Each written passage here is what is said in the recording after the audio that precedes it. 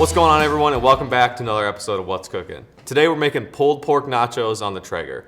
The pulled pork we're using today is from our previous video we posted, our super simple pulled pork recipe. If you got leftover pork, this is a great recipe to use. We're also going to be posting a few more videos down the line with what you can do with your leftover pork. Like I said, this recipe is super simple. We've only got a few ingredients, so here they are. Black olives, we've got pinto beans, we've got Blackstone street taco seasoning, we got 2 cups of that pulled pork, we've got 3 blocks of cheese, we've got a cheddar cheese, we've got a pepper jack and a Monterey jack, 4 jalapenos, some green onions for the top, a sweet white onion, a full bag of chips, my favorite barbecue sauce, Beer's Black Dog, and we've got our Lodge cast iron and a cheese grater. That's all we're gonna need for this super simple recipe, so let's get started. We're gonna start out by grating this cheese. This is an absolute workout. My wrists were killing me, but it is going to be worth using this fresh grated cheese versus that bag stuff in the end.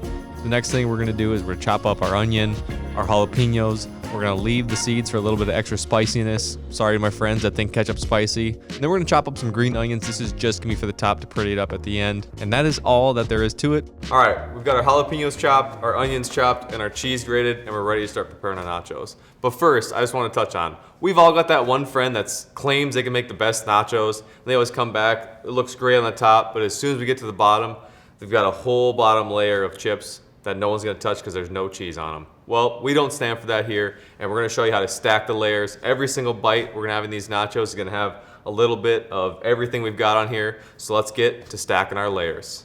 All right, when it comes to layering these nachos in here, we wanna make sure we have a small base. And when we are layering on those toppings, every single chip, like I said, has a little bit of every single ingredient we got here. So we're gonna lay down some jalapenos, some pinto beans, some onion, some black olives, and some cheese. And then after that, we're gonna top it with the Blackstone taco seasoning. It's a great seasoning. If you're looking for another seasoning, I definitely recommend the Meat Church fajita seasoning. After we got this thing stacked to the absolute brim, slap some barbecue sauce on it and throw it on our Traeger with some jalapenos on top. All right, we're gonna keep an eye on this thing on the Traeger and just keep checking it in and out. What I'm looking for is the cheese to be perfectly done, and you know as soon as you grab that chip, it's gonna be ooey gooey coming out of there.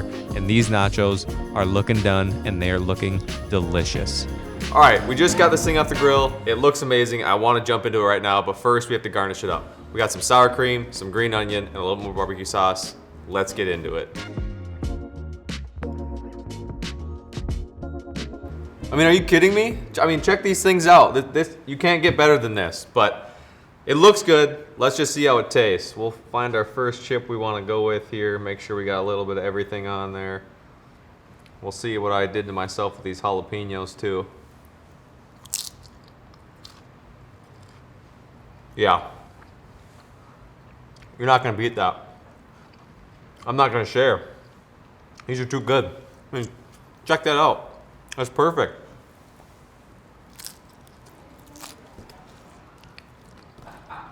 That's amazing.